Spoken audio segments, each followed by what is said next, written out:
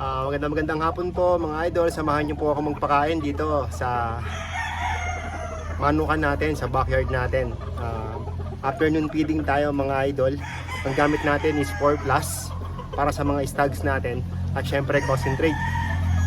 Bali conditioner naman siya, conditioner concentrate. So hinahalo natin siya, yung 4 plus tsaka yung conditioner concentrate, tapos may kasama mga vitamins para syempre laging healthy yung mga alaga natin. Lalo na ngayon, kakatapos lang ng ulan. So kailangan lagi may vitamins, lagi may supplements para iwas stress at makakope up sila sa stress nung nakaraang bagyo. So samahan niyo ako mga idol, papakain tayo. So good afternoon sa lahat. Ito yung hinalo natin feeds. So ayan, mapapansin nyo may mga iba na yung kulay. So meron na itong B-complex na tablet na dinurog natin with vitamin C. So kaya kulay pula na siya kasi meron siyang B-complex. Pasensya na po, medyo pawis na tayo. Dahil nag-practice tayo kanina. Kaya yan, tuloy-tuloy pa rin yung pawis natin. So tara, samahan nyo kami. Samahan nyo ako. Kapakain tayo. Afternoon feeding, 4 PM ngayon. Araw ng Wednesday afternoon. So let's go. Let's feed mga idol.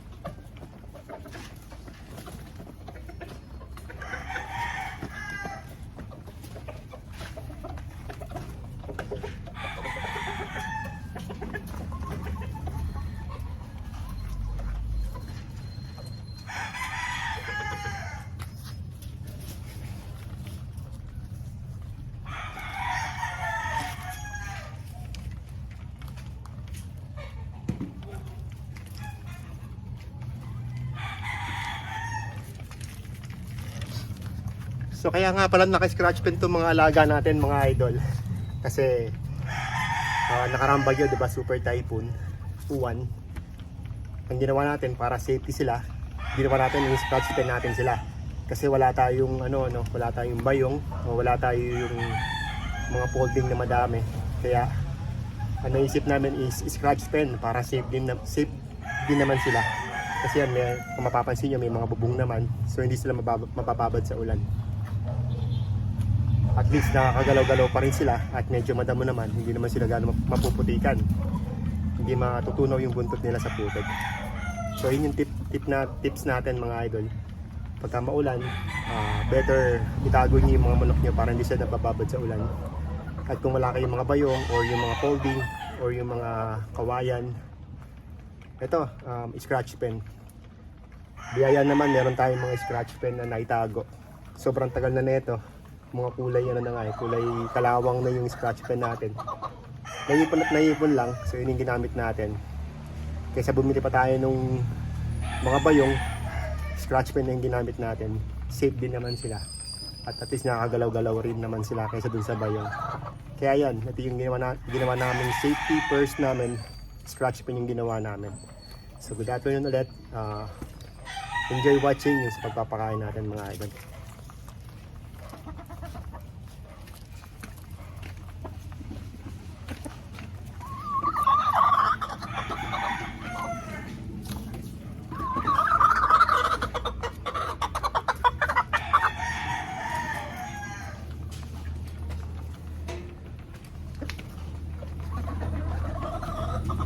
Ang mga edad nga pala nito mga stags natin mga idol, 8 months. Balian to.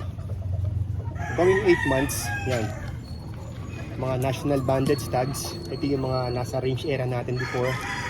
Ayun, tinago na natin sila talaga. Parang ay sa bagyo. Ayan, parang hardening na rin to mga idol. Hardening na tayo, hardening stage. So comment lang kayo kung meron kayong nagustuhan dito sa mga to, sa mga nakikita nyo mga idol. Open tayo, open. Just comment lang. Pasensya na po sa boss ko, no, kasi nung bagyo nga medyo namaos tayo. Dahil nasa ulan, nakaligo tayo. Siyempre, magpapakain pa rin tayo kahit umuulan. Dahil sa mga alaga natin. Open tayo mga idol, kung basta mag-comment lang kayo dyan, kung may mga tanong kayo. Open naman tayo. Write your comment below sa comment section box. Thank you!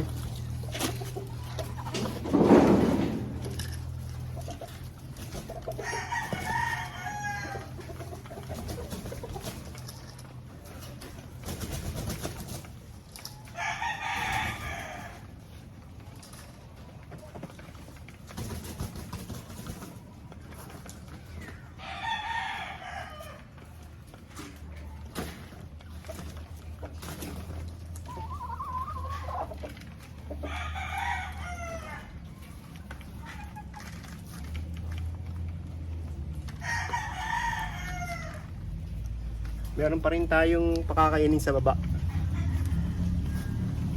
Dun sa baba namin, meron pa rin tayong pakakainin doon. Kaya after dito, pababa na tayo mga idol. So pinapakita lang namin sa inyo yung napakita ko lang sa inyo yung mga alaga namin na stags, yung mga national banded. So kung gaano sila kagana kumain. Kahit maulan, yan, magana sila kumain. So it means na healthy yung mga alaga natin mga idol.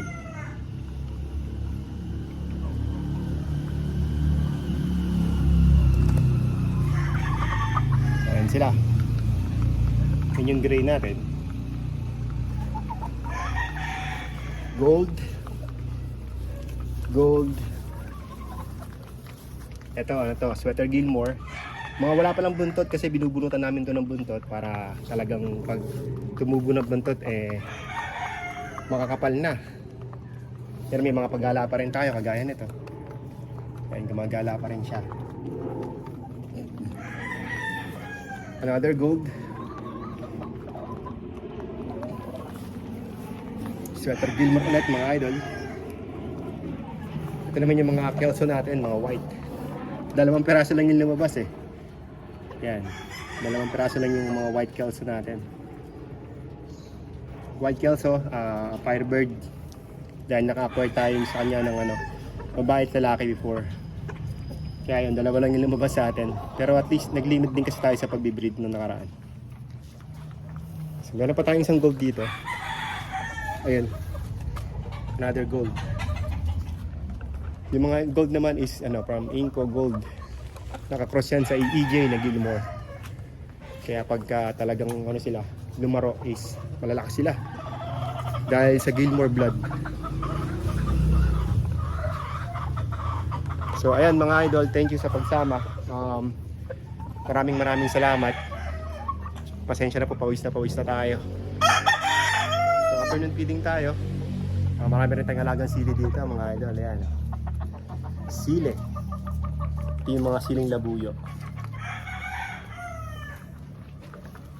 Ayan, pangpatapang sa sa manok at sa tinola. So good day sa lahat. Mapagpalang araw po sa lahat ng araw ng Miyerkules. Thank you so much. Bababa na tayo dahil may papakainin pa tayo sa baba mga idol. So see you. Comment lang po kayo kung meron kayong mga katanungan. Sabi ko nga po kanina, open tayo. Thank you so much. God bless everyone. Bye bye.